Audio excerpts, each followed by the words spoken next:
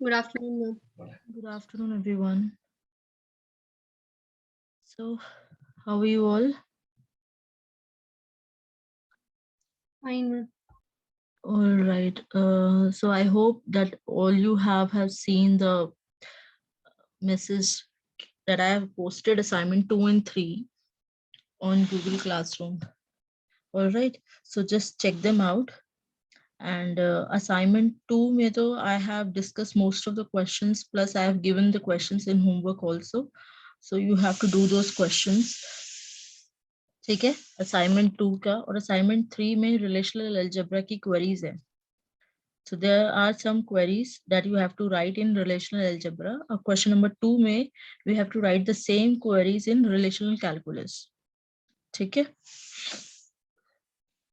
तो ये आपको सबमिट करना है by 24th of November. आज 22nd है, so you have. टाइम थोड़ा कम नहीं दिया?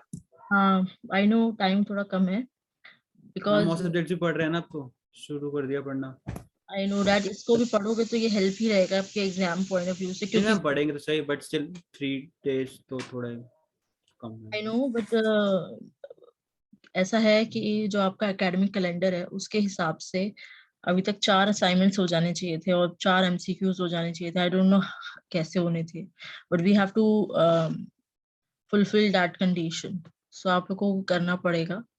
सो जस्ट स्पेयर वन नाइट और ये काम करो, क्योंकि क्वेरीज अगर सॉल्व हो गई, क्वेरीज में लिखने में ज्यादा टाइम लगता नहीं है. ठीक है, तो वो आपको करना है. असाइनमेंट हैंड रिटन ही चाहिए? हाँ जी, हैंड रिटन चाहिए मुझे.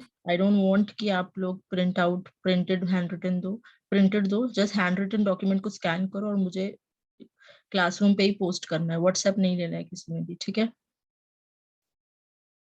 And try to solve those question और your on your own. Don't be like कि एक बच्चे ने कर दिया और ग्रुप में सर्कुलेट हो गया. जैसे पिछली बार बहुत बच्चों ने कुछ गड़बड़ की थी. ठीक है, तो अगर खुद से सॉल्व करोगे तो सारे क्वेश्चंस की प्रोबेबिलिटी है एग्जाम्स में आने की. तो उन क्वेश्चंस को खुद से करो तो आपकी एक्सरसाइज प्रिपेयर होगी. ठीक है, चलो let's start with transaction today. On Thursday we have started about transaction.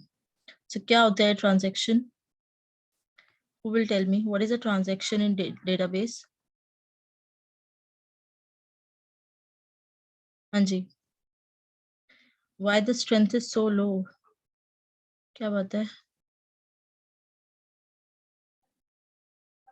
हाँ, कितने स्टूडेंट्स से लास्ट क्लास सब में? में 30 तो आ रहे हैं. 30. वैसे आपको कम होती जा रही है अटेंडेंस ना, पहले तो ज्यादा होती थी. यस. चलो don't let's start with transaction. See, we have studied on the last class कि transaction क्या होती है. Basically the set of operations, अगर आप उनको together perform करते हो in order to undergo a logical work, एक लॉजिकल टास्क आपको कंप्लीट करना है, that required set of operations to be completed, उसको हम बोलते हैं ट्रांजैक्शन. तो ट्रांजैक्शन की कुछ प्रॉपर्टीज हम देख रहे थे. We have seen example of transaction where we were debiting an amount. आपके दो अकाउंट थे, ए और बी.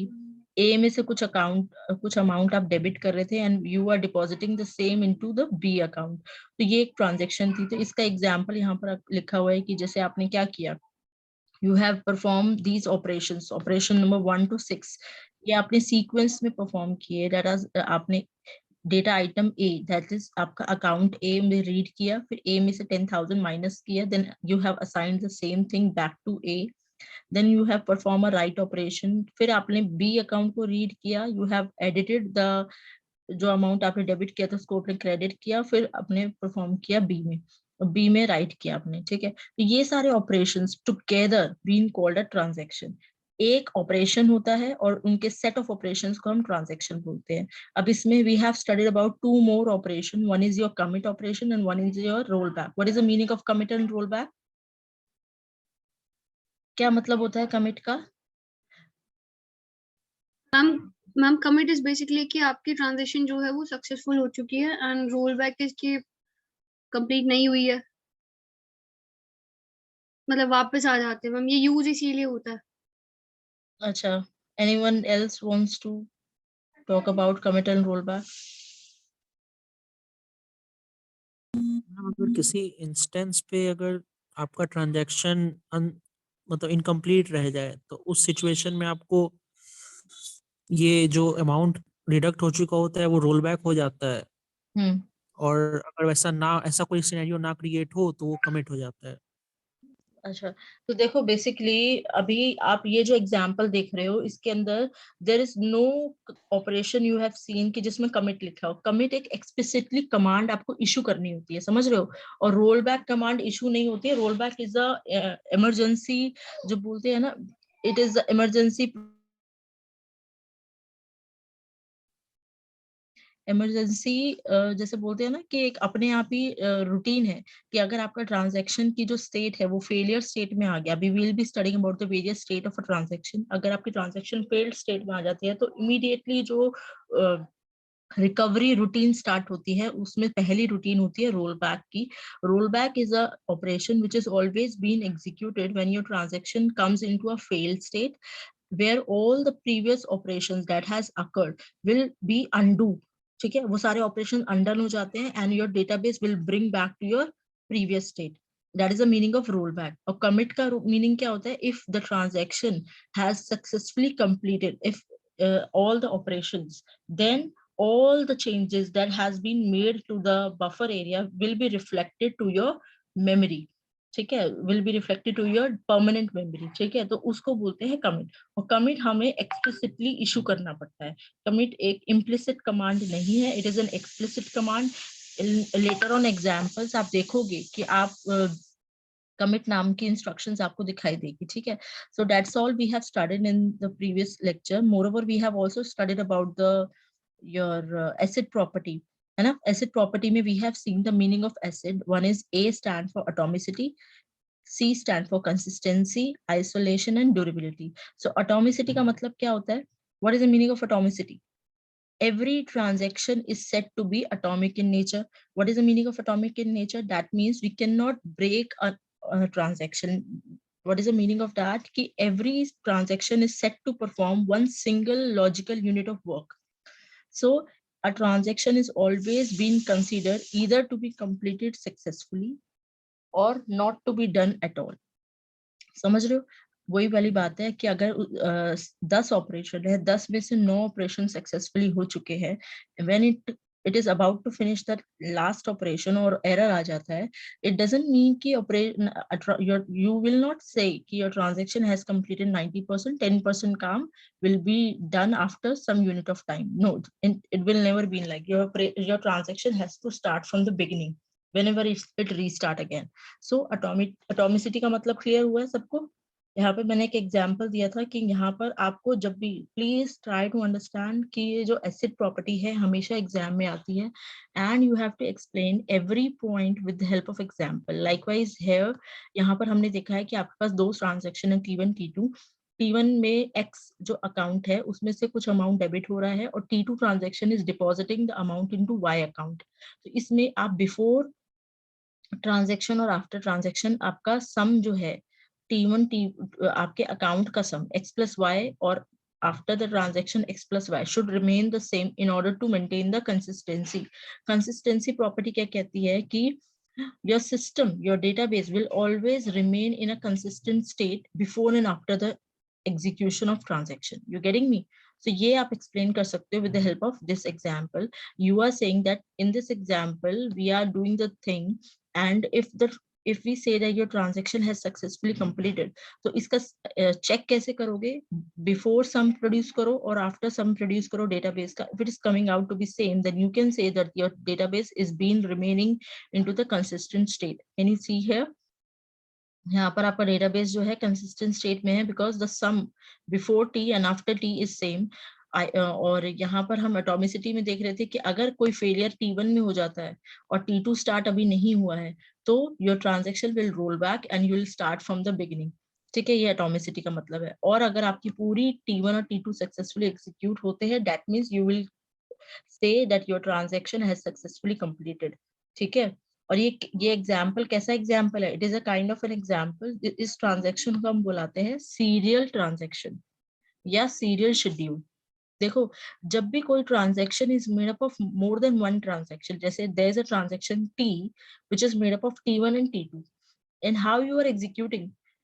देखो कैसे execute कर रहे हो. You are executing T1 which is followed by T2, or there may be a case like आप T2 which is followed by T1. There how many probabilities are there? 2 transaction है तो number of serial schedule कितने होंगे? 2 factorial. This we have to study in today's class कि we have to determine how many serial schedule will be possible अगर आपके पास n transaction है. सबसे पहले तो you all must be clear about the one thing कि serial schedule क्या होता है. अभी हम लोग पढ़ने वाले हैं. तो सबसे पहले आप लोगों को पता होना चाहिए what is a schedule. Schedule ही क्या होता है? बताओ क्या होता है schedule? देखो जब आपके पास एक मल्टी प्रोग्रामिंग एनवायरनमेंट है, ठीक है, where you have multiple transactions to be executed, so you have a property that you have to keep your database in a consistent state. That means you have to determine that what is the possible schedule that कि आप पहले T1 करोगे फिर T2 करोगे फिर T3 करोगे अगर 3 transaction है, या आप पहले T3 करोगे T2 करोगे फिर T1 करोगे. So what is a schedule that will keep your database in a consistent state? तो उसको बोलते हैं schedule, ठीक है. और serial schedule क्या होता है? Serial schedule is like if यहाँ पे देखो ये जो ट्रांजेक्शन है T1 और T1 के ऑपरेशंस पहले पूरे कंप्लीट हो रहे हैं, then you are starting executing T2. It's never been like कि आपने 2 ऑपरेशन T1 के किए फिर आपने इंटरलीविंग कर लिया, यू जंप टू T2, फिर आपने T2 का एक ऑपरेशन एग्जीक्यूट किया, then you will go back to T1. It's not been like, ठीक है. तो सीरियल शेड्यूल में क्या होता है? First all the operations of one transaction will be executed, then the operation of the next transaction will be started. उसको क्या बुलाते हैं हम? Serial schedule. Clear है what is the meaning of serial schedule? Yes. अभी हम इसका example के साथ पढ़ते हैं. तो let's go back to the properties. Properties में हमने देखा कि एटॉमिसिटी हमें क्लियर हुआ, कंसिस्टेंसी क्लियर हुआ, आइसोलेशन हम लोग पढ़ रहे थे. आइसोलेशन में क्या होता है? What is the meaning of isolation? Isolation का मतलब है कि we have to give an impression to every transaction that it is executing alone. मतलब उसको जितने भी रिसोर्सेस चाहिए वो सारे रिसोर्सेस उसको मिल रहे हैं, समझ रहे हो. और अगर हम आइसोलेशन मेंटेन रखेंगे तो हमारा डेटाबेस कंसिस्टेंट स्टेट में रहेगा. यहाँ पर मैंने आपको एग्जांपल दिया था, you remember we were studying it on Thursday, कि अगर हमारे पास 2 ट्रांजैक्शन है T and T dash, T जो है अपना ऑपरेशंस परफॉर्म कर रही है, यहाँ पर before debiting an amount 50 into y, t dash has been started. तो t dash ने जो y की वैल्यू रीड की वो रॉन्ग वैल्यू रीड करी, जिसकी वजह से आपका जो सम जो आया, जो z के अंदर फाइनल राइट की गई वैल्यू वो रॉन्ग हुई. तो इसके अंदर अगर हम आइसोलेशन मेंटेन नहीं करते हैं तो हमारा जो प्रोडक्ट, जो हमारा आउटपुट आता है एट द एंड, वो गलत आउटपुट आता है. तो हमें आइसोलेशन की प्रॉपर्टी को मेंटेन करना है, जिसमें we will say that all the transaction will occur independently, they will not interfere in the execution of any other transaction. समझ रहे हो? Until and unless the transaction is being committed. So जब तक T commit नहीं होगा T dash start नहीं होगा, समझ रहे हो? So this is the meaning of isolation. So transaction occur independently without interference, and changes occurring in a particular transaction will not be visible to any other transaction until and unless the transaction is written to the memory or it has been committed. ठीक है. तो this property ensures that the execution of transaction, अब ये जो transaction है ये concurrently run करना चाहती है, ठीक है, समझ रहे हो? ये जो है T डैश वेट नहीं करना चाहती, तो अब इनको कंकरेंटली रन करने के लिए हम कंकरेंसी कंट्रोल टेक्निक्स अप्लाई करेंगे, सो दैट हमारी आइसोलेशन की प्रॉपर्टी भी मेंटेन रहे और इन हमारा जो रैम टाइम है, जो सीपीयू का टाइम है, वो भी वेस्ट ना हो. क्योंकि कंकरेंसी का what is the purpose of introducing concurrency? आपने ऑपरेटिंग सिस्टम में पढ़ा होगा कि why do we run multiple processes together? In order to increase CPU time, और सीपीयू का यूटिलाइजेशन इंक्रीज करने के लिए, है ना. सीपीयू का जो आइडल टाइम है उसको कम करना होता है और सीपीयू का यूटिलाइजेशन मैक्सिमाइज करना होता है. तो that is our purpose of introducing multi programming. So यहाँ पर भी सेम कंसेप्ट है. We have multiple transactions. अगर आपका सीपीयू आइडल बैठा हुआ है क्योंकि अभी उसमें it is going through some input output, तो उसके अंदर सीपीयू का यूज तो है नहीं, तो उस केस में it has been context switch किस में हो गया, दूसरी ट्रांजैक्शन में। तो बट हमें ट्रांजैक्शन की प्रॉपर्टीज को हमेशा ध्यान रखना है, तो उसके लिए हम कंकरेंसी इंट्रोड्यूस करते हैं, that will be studying later on. तो आइसोलेशन आपको बताना है। Last is durability. Durability property क्या कहती है? देखो, ड्यूरेबल का मतलब क्या है कि ये आप खुद लेमन टर्म्स में what do you mean by durability, कि ये जो प्रोडक्ट है बहुत ड्यूरेबल है, इसका मतलब क्या है? What is the meaning of this statement? What is the meaning of this statement? Yes, इसका मीनिंग है, सी the product is very durable, that means अगर आपकी transaction has been committed successfully, that means if all the changes has been made permanently to the database, so अब क्या होगा कि अगर database कोई क्रैश हो जाता है या सिस्टम क्रैश हो जाता है, ठीक है, तो there are various recovery techniques available, क्योंकि जो भी आपने डेटा परमानेंटली स्टोर कर दिया है अपने डेटाबेस में, after the successful execution of the transaction the data has to be recovered, ठीक है, वो डेटा लॉस्ट नहीं होगा, the data will remain forever. अगर आपने उसमें अगर अपने कमिट करके डेटा परमानेंटली स्टोर किया है, and if some system error comes after the execution of commit statement, the data will remain safe, it will be recovered with the help of various recovery techniques. So durability का मतलब यही है, this property ensures that once the transaction has completed execution, the updates and the modification to the database are stored and written to the disk, so they will remain even if the system failure occurs. Are you getting it? अगर कोई कुछ भी problem हो जाती है, but अगर आपने transaction को कमिट करा है, कमिट करने के बाद सारे चेंजेस जो आपने किए थे डेटा वेरिएबल्स के साथ, वो आपके डेटाबेस में फाइनली रिफ्लेक्ट हो गए हैं। अब उसके बाद अगर कोई फेलियर आता है तो data will remain, data lost नहीं होगा। समझ रहे हो? This is the meaning of durability. तो ये डेटाबेस मैनेजमेंट सिस्टम इंश्योर करता है कि all the properties of during the execution of the transaction will maintain.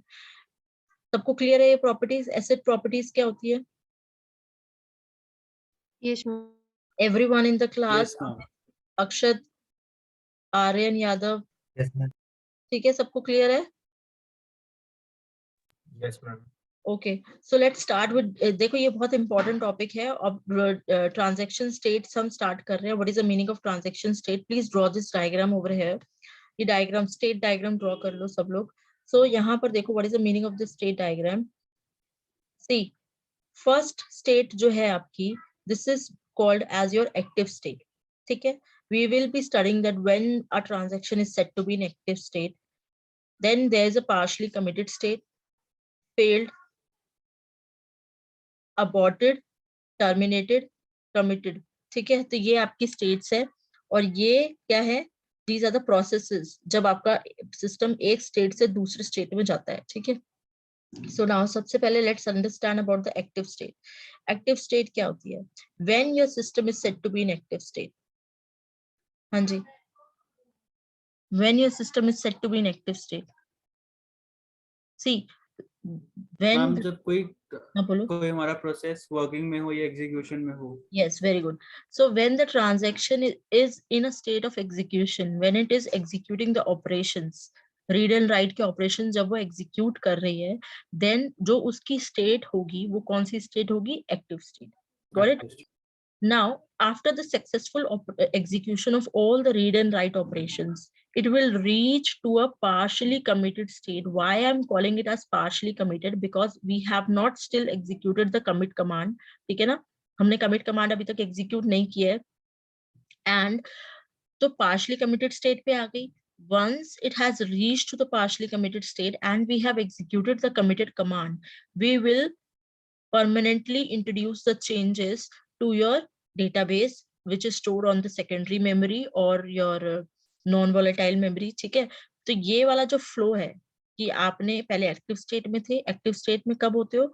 जब आप अपने सारे ऑपरेशंस परफॉर्म कर रहे हो। देखो, just read this, if a transaction is in execution, it is set to be in active state, ठीक है। सो कोई भी ऑपरेशन एग्जीक्यूट कर रही हो, सेकंड ऑपरेशन कर रही है, थर्ड ऑपरेशन कर रही है, नाइन्थ ऑपरेशन कर रही है, it is in a state of execution. तो उस स्टेट ऑफ एग्जीक्यूशन को हम क्या बुलाते हैं? Active state. After the successful completion of all the set of operations, it will reach to a partially committed state, and from a partially committed state, it will execute the commit command in order to reach to a committed state where all the changes has to be reflected onto your database. Got it? And from the committed state, it will successfully terminate. तो ये वाला जो ऊपर वाला flow है, this is very simple, right? Now, just understand the second case. In case during the execution of any of the operation, if any of the operation fails, or there may be some system error, there may be some software error, system crash हो गया या कोई hardware failure हो गया, and your system is set to come in a failed state. ठीक है? So दो तरीकों से आपकी failed state आ सकती है. During the execution of the operation, your system, your transaction is set to reach to a failed state, and after the partially committed state, still your commit command has not been executed. There may be some system error again can occur. There may be some software failure can occur. The hardware failure can occur. Then from your partially committed state also, you can reach to a failed state. तो failed state clear हुई कि कब आती है? Yes, ma'am. ठीक है, failed state कब आएगी? During your hardware failure or your software failure. Active state से भी आप फेल्ड स्टेट में आ सकते हो और पार्शियली कमिटेड स्टेट से भी आप फेल्ड स्टेट में आ सकते हो. और आपको पता है कि जब भी आप फेल्ड स्टेट में आते हो तो जो रिकवरी रूटीन स्टार्ट होती है उसको आप क्या बुलाते हो? Roll back. तो रोल बैक स्टार्ट हुआ और आप कौन सी स्टेट में आ गए? अबॉर्टेड.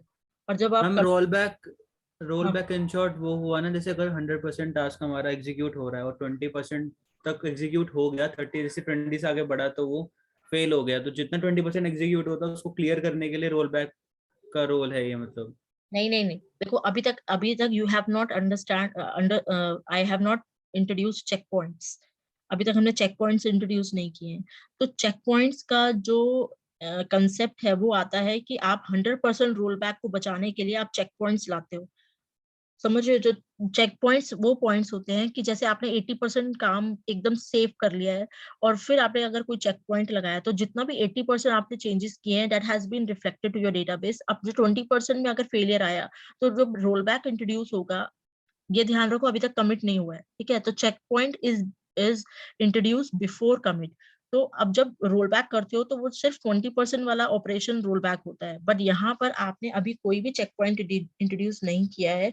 तो अगर कोई भी फेलियर आता है, जैसे आपने 80% काम कर लिया है और जो ऑपरेशन जो 9th ऑपरेशन था, ये जो लास्ट ऑपरेशन था, उसमें अगर आपको कोई फेलियर आया, जैसे अगर आप पार्शली कमिटेड स्टेट के बाद फेलियर स्टेट में आए, that means you have executed all the operations but your system comes to a failed state. somehow आपका कोई सॉफ्टवेयर क्रैश हो गया. ठीक है? तो रोल बैक में सारे operation will come back to zero. जितने भी चेंजेस हुए थे will bring back to zero. Your database will bring back to the previous state. तो अगर आप इस चीज से बचना चाहते हो तो आप चेक पॉइंट्स इंट्रोड्यूस करते हो, जो हम आगे पढ़ेंगे. तो क्लियर हुआ ये वाला जो आप पूछ रहे थे Mehul? Yes, is it clear? Okay, so rollback के बाद जो स्टेट आती है उसको बोलते हैं हम अबॉर्टेड. और यहाँ पर जब कमिटेड के जब आपने परमानेंट चेंजेस कर दिए तो उसको बोलते हैं हम committed. After the committed state और द अबॉर्टेड स्टेट आपको क्या करना होता है? अपनी ट्रांजेक्शन को टर्मिनेट करना होता है. तो these are the 1 2 3 4 5 6 states and you have to explain this with help of diagram. Diagram में proper labeling करनी है आपने and you have to explain every state properly. ठीक है? Clear है state diagram? State diagram बहुत important question है. Many times it has been asked in exams. हाँ जी. Is it clear? Shall we proceed ahead? So हमने transaction पढ़ लिया है. क्या होता है transaction? We have seen an example of transaction. We have seen asset properties and the state diagram. Now let's come to the schedules. What are the various types of schedules? ठीक है? So put a heading with types of schedules. So schedules क्या होते हैं? As I told you कि अगर आपके पास if you have break down a transaction into number of transaction, ठीक है? So उन transaction का क्या order of execution है, that is being termed as a schedule. Am I able to make you understood? कि schedule क्या होता है? Schedule basically decide the order of execution of a transaction. ठीक है? So अगर आपके system में there are end transaction. So how N1, N2, N3 are being scheduled so that they will remain your database. They will keep your database in a consistent state. So that is a basic purpose of introducing schedules. तो schedule कितने तरीके के होते हैं? दो types के होते हैं. One is called your serial schedule. One is called your non-serial schedule. ठीक है? So we will be studying about serial schedule and non-serial schedule. Again, non-serial schedule जो होते हैं वो further is being divided into serializable, non-serializable. Serializable को again हम divide करते हैं conflict serializable and view serializable. ठीक है? और नॉन सीरियलाइजेबल को डिवाइड करते हैं हम recoverable, non recoverable. We will be studying in detail about every type of schedule because ये बहुत इंपॉर्टेंट है. आपके एग्जाम में आपको एक शेड्यूल दे देंगे और बोलेंगे कि check whether it is conflict serializable, view serializable है, रिकवरेबल है कि नॉन रिकवरेबल है. तो ये काइंड ऑफ न्यूमेरिकल होता है जिसमें हम एक we'll draw a graph, एक ग्राफ ड्रॉ करते हैं और उसकी हेल्प से we will determine कि उसमें साइकिल परसिस्ट करती है तो वो conflict serializable होता है, साइकिल नहीं होती है तो it is not conflict serializable. There are various rules that we will be applying on the schedules in order to check कि वो कौन से टाइप का शेड्यूल है. This is really very important topic and this is really very important in terms of your competitive exams of point of view, more over your university, because these questions, ये वाले questions मतलब कि I have seen it in all the question papers to be asked. ठीक है? सो अगर किसी को कुछ भी नहीं समझ में आ रहा है जस्ट आस्क इमीडिएटली. ठीक है? So let's start with serial schedules. सबसे पहले सबको टर्म क्लियर है? Schedule, what is the meaning of schedule? Is this term is clear to you all? जी, सबको ये टर्मिनोलॉजी क्लियर है? शेड्यूल क्या होता है? Yes ma'am. तो शेड्यूल का मतलब हमने पढ़ा, that is the order of executions. We will with the help of schedule we will decide what is the order of execution of transaction. If they have more than one transaction in your database, तो उनका क्या order रहेगा उसको हम बोलते हैं schedule. अब schedule को हमने डिवाइड किया into serial and non serial. So I have talked a lot about serial schedule. Serial schedule में क्या होता है कि जैसे let me just show you an example first, then we'll be studying about the serial schedule. Just look at this example. So there are two transactions, T1 and T2 in this transaction. In this example, can you all see that?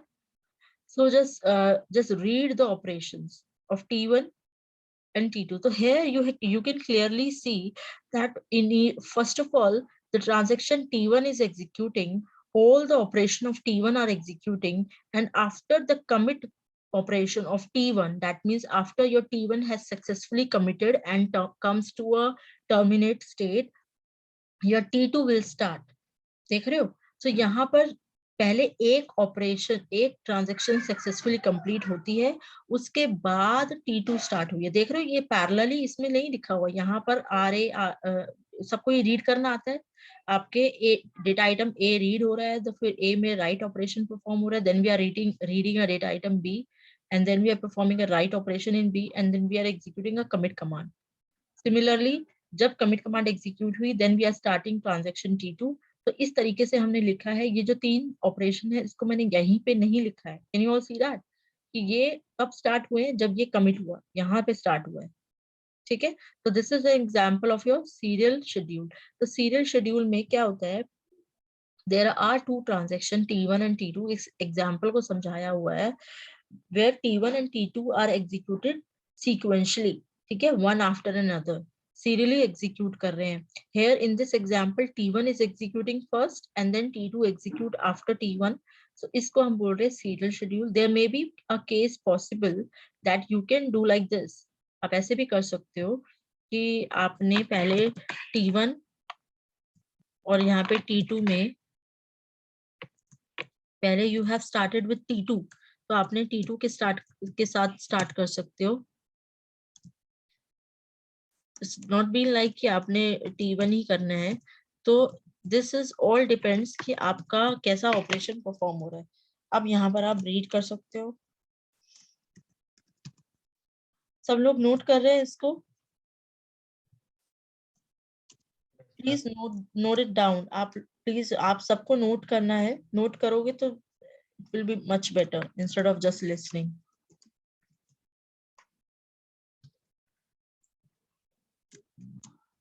ठीक है?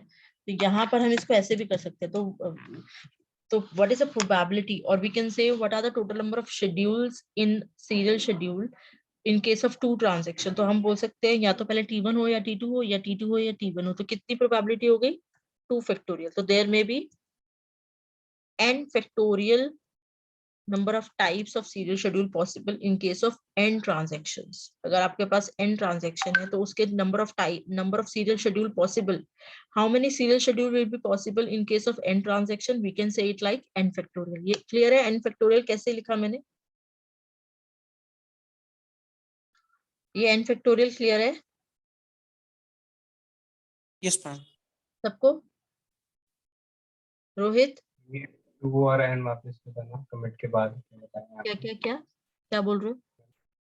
T1 में commit के बाद ये 2 factorial और n factorial कैसे लगाइए एक बार वापस ये मैं बोल रही हूँ 2 फैक्टोरियल क्या है. 2 फैक्टोरियल का मतलब है number of serial schedule possible, कि आपसे पूछ सकते हैं कि कितने शेड्यूल पॉसिबल है in case of 2 transaction.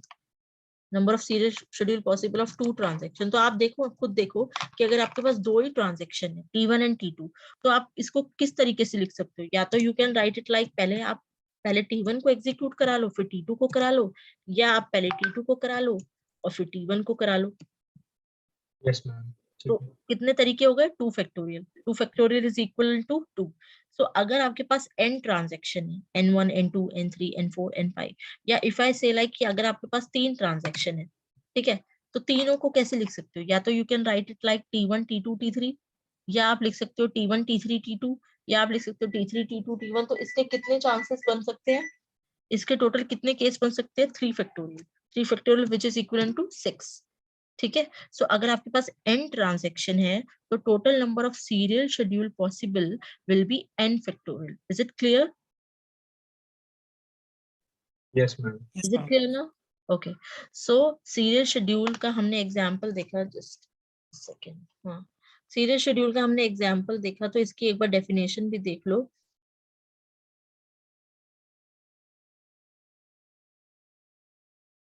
So serial schedule, all the transaction in a serial schedule execute serially one after another. When one transaction execute, no other transaction is allowed to execute. Is it clear? You can write the definition of serial schedule. The characteristic of serial schedule is serial schedule are always consistent, recoverable, cascadeless, and strict. So we will be studying in detail about all these terminologies. कि recoverable का क्या मतलब होता है, cascadeless का क्या मतलब होता है, strict का क्या मतलब होता है. तो let me just give you a glance कि cascadeless का मतलब क्या है, recoverable का मतलब क्या है. Though we'll be studying in detail in the later on lectures. So जैसे cascadeless है, what is the meaning of cascadeless? जैसे आप एक कार्ड सबके सेम बोलो. CSS में हम यूज होता है ना, कैस्केड इज बेसिकली हम किसी पेज को जो एडिशनल डिटेल्स हम उसके अंदर ऐड करते हैं, किस तरीके से वो शो होता है, डिजाइन टाइप.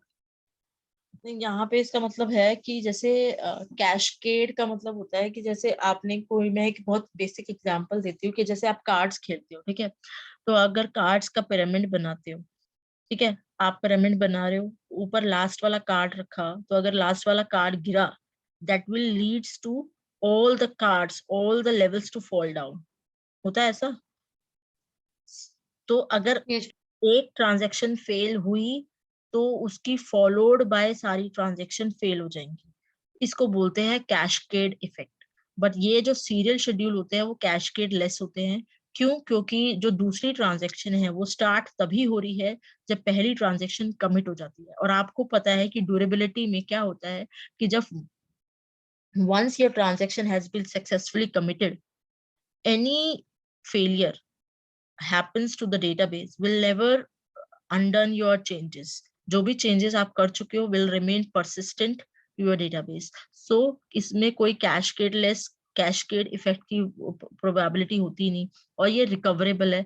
रिकवरेबल का मतलब क्या है कि अगर कोई ट्रांजैक्शन इस पे फेल होती है, अभी हम आगे पढ़ेंगे नॉन रिकवरेबल शेड्यूल भी पढ़ेंगे, कि अगर कोई ट्रांजैक्शन फेल हो गई ना, तो आप अपनी जो भी फेलियर हुआ है, जो भी ऑपरेशंस आपने करे, उसको रिकवर भी नहीं कर सकते। तो ये रिकवरेबल है। तो ये चीजें हम आगे समझ में आएंगी जब हम इसको एग्जाम्पल की हेल्प से पढ़ेंगे, ठीक है। तो I hope serial schedule clear हुआ है। सीरियल शेड्यूल में कोई प्रॉब्लम ही नहीं है, क्योंकि इसमें एक ट्रांजेक्शन स्टार्ट खत्म होती है, कमिट होती है, तभी जाके दूसरी ट्रांजेक्शन स्टार्ट होती है, ठीक है। So let's go to the next topic, which is non-serial schedule. Here is another example given कि यहाँ पर देखो, पहले T2 एग्जीक्यूट हो रही है, फिर T1 एग्जीक्यूट हो रही है। इसमें आपने इसको समझाया हुआ है कि इसमें क्या हो रहा है कि फर्स्ट T2 कंप्लीट हो रही है, देन T1 स्टार्ट हो रही है। तो this is an example again of serial schedule. Now just come to non serial schedule. Non serial schedule में क्या होता है कि आपके पास मल्टीपल ट्रांजेक्शन है बैकग्राउंड में जो एग्जीक्यूट हो रही है, ठीक है। So multiple transaction execute concurrently, और जितने भी कंकरेंट कंट्रोल टेक्निक्स है ना, जैसे लॉकिंग प्रोटोकॉल अभी हम पढ़ेंगे, we will study about time stamp protocol. So ये जो जितनी भी टेक्निक्स है वो कहाँ पर अप्लाई होंगी, नॉन सीरियल के साथ, क्योंकि सीरियल में तो कोई प्रॉब्लम ही नहीं है। अब जब मुझे एक बात बताओ कि नॉन सीरियल में इतनी सारी मतलब कि उसके अंदर हमारा, वी आर नॉट श्योर कि हमारा डेटाबेस कंसिस्टेंट रहेगा कि नहीं रहेगा, वी आर नॉट श्योर कि हमारा डेटाबेस रिकवरेबल है कि नहीं है, though we are not also sure about cascading कि इसमें कैशकेडिंग भी हो सकती है। तो ये सारी चीजों से हम श्योर नहीं है, still we prefer non serial schedule. Why? Because with the help of some techniques, we'll make a non-serial schedule equivalent to a serial schedule, and in a non-serial schedule we could able to execute multiple transactions concurrently. That will save our CPU time, and we could be able to improve our performance. So non-serial schedule are more preferable over the serial schedule if the output that is being produced by your non-serial schedule is equivalent, is same as the one which has been produced by a serial schedule. You been able to clear it? कुछ clear हो रहा है कि मेरे कहने का मतलब है कि हम प्रेफर करते हैं किसको, नॉन सीरियल शेड्यूल को। कब? जब उसका जो आउटपुट आ रहा है वो किसके इक्विवेलेंट है, the output that is being produced by serial schedule. जैसे लेट्स सपोज हमारे पास 3 ट्रांजैक्शन है, T1 T2 T3, ठीक है। सीरियल शेड्यूल में हम कैसे एग्जीक्यूट करेंगे, या तो हम पहले T1 को एग्जीक्यूट कराएंगे पूरा, फिर T2 को कराएंगे, फिर T3 को कराएंगे। तो देयर विल बी 6 पॉसिबिलिटीज जो हम कर सकते हैं। और नॉन सीरियल शेड्यूल में हम क्या करेंगे, नॉन सीरियल शेड्यूल में हम T1 T2 T3 को इकट्ठे एग्जीक्यूट कराएंगे, but we have to decide the switching कि कैसे T1 से T2 में स्विच हो रहा है, फिर T3 में हो रहा है। बट अगर उनका जो लास्ट में जो आउटपुट आ रहा है वो सेम आता है, तो हम बोल सकते हैं कि नॉन सीरियल शेड्यूल जो है वो कॉन्फ्लिक्ट सीरियलाइजेबल होते हैं, और हम उसको प्रेफर करेंगे। So let me just bring you back to the basic introduction of non-serial schedule. So don't get confused, we'll be studying step by step कि क्या होता है नॉन सीरियल शेड्यूल, ठीक है। तो पहले एक एग्जांपल देखो। अभी बेसिक ओवरव्यू तो क्लियर हो गया ना नॉन सीरियल शेड्यूल का, क्या ओवरव्यू है?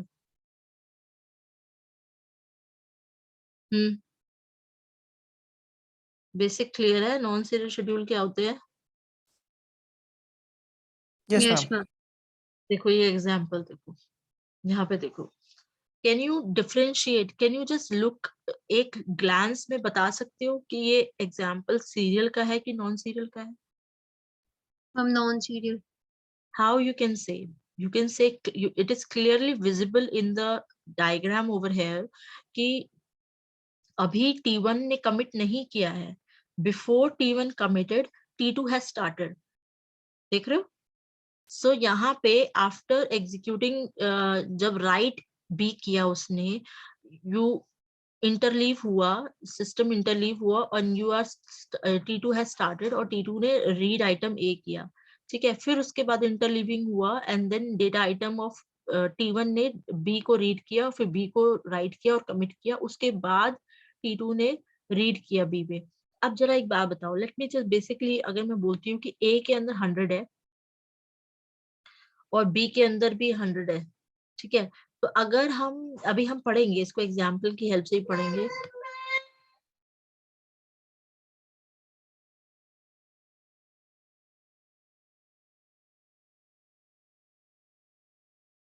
So I think we are short of time, so we'll be starting the non-serial schedule tomorrow, ठीक है।